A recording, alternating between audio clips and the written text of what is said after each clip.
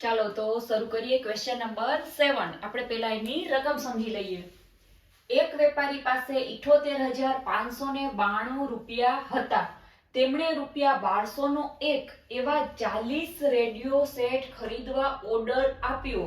ખરીદી પછી તેની પાસે કેટલા રૂપિયા બાકી રહેશે? ધારો કે હું વેપારી છું તો મારી પાસે કેટલા રૂપિયા હતા? અત્યારે મારી પાસે કેટલા રૂપિયા પડ્યા છે? તો કે 78,592 રૂપિયા મારી પાસે પડ્યા છે। હવે મારે મારી દુકાનમાં રેડિયો વેચવા છે તો રેડિયો મેં કેટલા ઓર્ડર આપ્યા? 40 રેડિયો। તો એવા એક રેડિયો મને કેટલાનો મળશે? 1200 રૂપિયાનો। તો 1200 રૂપિયાનો એક એવા 40 રેડિયો હું ઓર્ડર આપું તો મારે કેટલા રૂપિયા એમાં આપી દેવા પડે? પહેલા એ ગોતવું પડે ને કે કેટલા રૂપિયાના રેડિયો થશે મારે। પછી શું પૂછ્યું છે કે તો આ ખરીદી પછી એની પાસે કેટલા રૂપિયા બાકી રહેશે? તો મારી પાસે કેટલા રૂપિયા બાકી રહેશે? તો ચાલો આપણે પહેલા જોઈ લઈએ કે મારી પાસે અત્યારે કેટલા રૂપિયા છે। તો કે 78,592 રૂપિયા છે। હવે મેં શું કર્યું તો કે 1200 નો એક એવા કેટલા? 40 રેડિયો લેવાના છે। તો રેડિયોની કિંમત કેટલી થશે? 1200 ગુણ્યા 40 કરું તો જે જવાબ આવશે એ મારા 40 રેડિયોની કિંમત। તો કેટલા રૂપિયા થશે? ચાલો 12 ચોક 48 અને કેટલા ઝીરો છે? 1 2 અને 3 તો 3 0 એટલે 48,000 રૂપિયાના શું થશે? 48,000 રૂપિયાના મારા રેડિયો આવશે। તો ચાલો હવે મારી પાસે કેટલા રૂપિયા? 48,000 ના હું રેડિયો લઈ લઉં તો આટલા હોય એમાંથી મારી પાસે કઈક બચે તો ખરા ને। તો કેટલા બચશે એ ગણવા માટે આપણે શું કરવું પડે? તો આપણે બાદબાકી કરવી પડે। તો ચાલો બાદબાકી કરી લઈએ। 78,592 એમાંથી કેટલા આપણે બાદ કરવાના છે? 48,000। તો ચાલો કરી દઈએ। 48,000 જો આમાં એક પણ દસકો નહીં આવે, એટલી ઈઝી બાદબાકી। આ તો ત્રીજા ચોથા વાળાને આવડે, આટલું ઈઝી તો આવડે જ ને આપણને છઠ્ઠા વાળાને। ચાલો 2 માંથી 0 જાય તો 2, 9 માંથી 0 જાય તો 9, 5 માંથી 0 જાય તો 5, 8 માંથી 8 જાય તો 0 અને 7 માંથી 4 જાય તો 3। હા, તો આપણી પાસે કેટલા પૈસા બચશે? 30,592 રૂપિયા હવે વેપારી પાસે બચશે। એમાંથી એ બીજી ખરીદી કરી શકશે। બરાબર છે? ચાલો તો હવે 8મો દાખલો।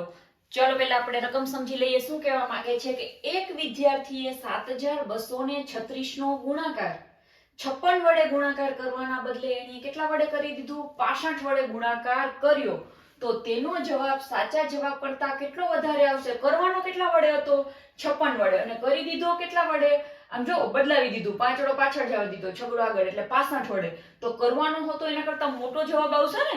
56 કરતા 65 મોટા છે તો 65 વડે ગુણીએ તો મોટો જવાબ આવે। તો શું પૂછ્યું કે તો તેનો જવાબ સાચા જવાબ કરતા કેટલો વધારે આવશે? તો એક વિદ્યાર્થીએ ભૂલમાં ગુણાકાર આડાવડો કરી દીધો છે। તો હવે આપણે શું કરવું પડશે આ શોધવા માટે કેટલો વધારે જવાબ આવશે? પહેલા તો આપણે 2 ગુણાકાર કરવા પડશે। જો એ સાચો ગુણાકાર કરત તો કેટલા વડે કરત? 56 વડે। અને જો એને ભૂલથી ને કરી દીધો છે ખોટો ગુણાકાર તો એને કેટલા વડે કર્યો છે? 65 વડે। તો આપણે પહેલા 2 ગુણાકાર કરવા પડશે, આપેલી રકમનો 56 વડે અને એનો 65 વડે। પછી બે જે જવાબ આવ્યા છે એની શું કરવી પડશે? બાદબાકી। તો ચાલો હવે આપણને રકમ સમજાઈ ગઈ હોય તો આપણે પ્રોસેસ કરીએ। ચાલો પહેલા કેટલા વડે આપણે કરીશું? 7,236 નો ગુણાકાર કેટલા વડે કરવાનો હતો? તો કે 56 વડે। તો આપણે પહેલા 56 વડે કરી લઈએ। બરાબર? તો ચાલો કરીએ ગુણાકાર। 5 6 30 ની 0 વધી 3, 5 તેરી 15 ને 3, 18 નો 8 વધી 1, 5 દુ 10 ને 11 નો 1 વધી 1, 5 7 35 ને 1 36। બરાબર? 3,61,800। ચાલો 6 નો ગુણાકાર કરીએ હવે બધા વડે। 6 6 36 નો 6 વધી 3, 6 તેરી 18, 19 20 ને 21, 21 નો 1 વધી 2, 6 દુ 12, 13 ને 14, 14 નો 4 વધી 1, 6 સત્તા 42 ને 1 43। ચાલો 6 1 8 ને 4 12 નો 2 વધી 1, 1 ને 1 2 ને 3 5, 6 ને 4 10 ની 0 વધી 1, 3 ને 4, 4,05,216 એટલો જવાબ આવ્યો। ચાલો હવે બીજો ગુણાકાર ફટાફટ કરી લઈએ આપણે। 7,236 નો ગુણાકાર કેટલા વડે? જો 56 વડે કરી લીધો છે, હવે કેટલા વડે કરવો પડશે? 65 વડે। ચાલો કરો 65 વડે ગુણાકાર। એકમની 0, 6 છાંય 36 નો 6 વધી 3, 6 તેરી 18, 19 20 ને 21 નો 1 વધી 2, 6 દુ 12 ને 2 14 નો 4 વધી 1, 6 સત્તા 42 ને 1 43. બરાબર. ચાલો હવે 5 વડે કરી લઈએ. 5 6 30 ની 0 વધી 3, 5 તેરી 15 ને 3 18 નો 8 વધી 1, 5 દુ 10 ને 1 11 નો 1 વધી 1, 5 સત્તા 35 ને 1 36. ચાલો તો શું આવશે જવાબ? 0, 6 6 12 ને 2 14 નો 4 વધી 1, 3 3 6 4 10 ની 0 વધી 1, 3 3 6 ને 7 અને 4 લાખ ને 70 સોરી 4,07,000 અને હા બરાબર છે 4,70,340 4,70,340. ચાલો હવે આપણે શું કરવાનું છે? આ બંનેની બાદબાકી. ચાલો ફટાફટ બાદબાકી કરી લઈએ. મોટામાંથી નાની સંખ્યા હંમેશા બાદ થાય. તો 4,70,000 4,70,340. એમાંથી શું બાદ કરવાનું છે આપણે? 4,05,216 બાદ કરવાના છે. ચાલો કરી લઈએ બાદબાકી. 0 માંથી 6 જાય તો કે ના જાય. અહીંયા શું આવશે? 10 કો 10 માંથી 6 જાય તો 4. અહીંયા 1 ઘટશે તો અહીંયા આવશે 3. 3 માંથી 1 જાય તો 2. 3 માંથી 2 જાય તો 1. હવે ફરીથી 0 માંથી 5 જશે નહીં તો 0 ની જગ્યાએ શું આવી જશે? 10 કો 10 માંથી 5 જાય તો 5.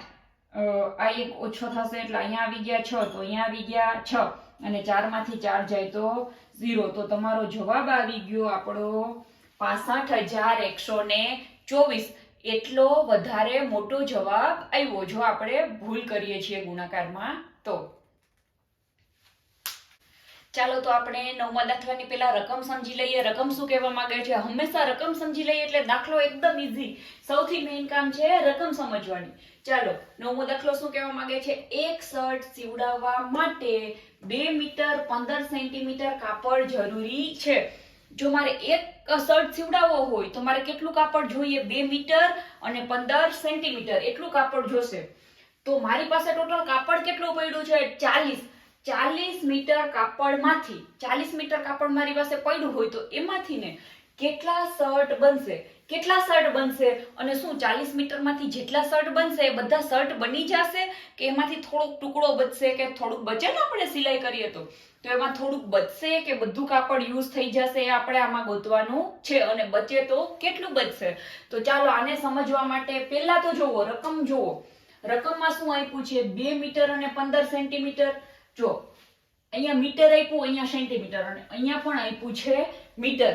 તો સૌથી પહેલા આપણે શું કરાય કે બધું એક એકમમાં હોવું જોઈએ. કા બધું મીટરમાં હોવું જોઈએ અને કા બધું સેન્ટીમીટરમાં હોવું જોઈએ. તો આપણે આને પહેલા બધું જ જે આપેલું છે બધાને આપણે શેમાં ફેરવી નાખીએ? સેન્ટીમીટરમાં. એટલે આપણને દાખલો ઘણો જ સહેલો પડશે. ચાલો 2 મીટર અને 15 સેન્ટીમીટર. આને આપણે શેમાં ફેરવવાના છે? સેન્ટીમીટરમાં ફેરવી નાખીએ. ચાલો તો મીટર ને સેન્ટીમીટરમાં ફેરવવા હોય તો કેટલા વડે ગુણવા પડે? 1 મીટર બરાબર કેટલા? 100 સેન્ટીમીટર. તો ચાલો 2 મીટર ને મારે સેન્ટીમીટરમાં ફેરવવા હોય તો મારે એને 100 વડે ગુણવા પડે. અને આ 15 સેન્ટીમીટર તો એમને એમ જ આવી જશે અહીંયા 15 સેન્ટીમીટર. તો ચાલો કેટલા થઈ ગયા? 100 ગુણ્યા 2 એટલે 200 સેન્ટીમીટર અને આ 15 સેન્ટીમીટર. એટલે ટોટલ મારી પાસે કાપડ કેટલું છે? 200 અને 15 એટલે કે કેટલા? 215 સેન્ટીમીટર. 215 સેન્ટીમીટર મારી પાસે કાપડ આવી જશે. બરાબર. સેન્ટીમીટરમાં અમે ફેરવી દીધું છે એટલે એનું માપ કેટલું આવી ગયું? 215 સેન્ટીમીટર. હવે આપણે 40 મીટર કાપડ પડ્યું છે તો ચાલો 40 મીટરને તમે સેન્ટીમીટરમાં ફેરવો તો 40 મીટર ગુણ્યા શું કરવું પડે? 100. એટલે જવાબ શેમાં આવી જશે? સેન્ટીમીટરમાં. તો કેટલા આવશે? આ 1 0 અને આ 2 0. તો ટોટલ 3 0. તો 4000 સેન્ટીમીટર કાપડ. આટલું કાપડ ટોટલ પડેલું છે. એમાંથી આપણે કેટલા શર્ટ બનશે એ ગોતવું હોય તો શું કરવું પડે? બંનેનો ભાગાકાર કરવો પડે. તો ચાલો 4000 ભાગ્યા કેટલા કરવા પડશે? 215. ચાલો આનો ભાગાકાર આપણે સાઈડમાં કરી લઈએ. 215 ભાગ્યા 215. ચાલો પહેલા તો 1 વડે ભાગ ચલાવીએ. 215. કેમ કે 2 વડે તો ચાલશે નહીં, વધી જશે. એટલે પેલા તો 1 વડે જ ચલાવવો પડશે. આની આપણે કરીએ બાદબાકી. અહીંયા આવી ગયા 10, 10 માંથી 5 જાય તો 5, અહીંયા આવી જશે 9, 9 માંથી 1 જશે તો 8, અને અહીંયા પણ કપાઈને 1 થશે.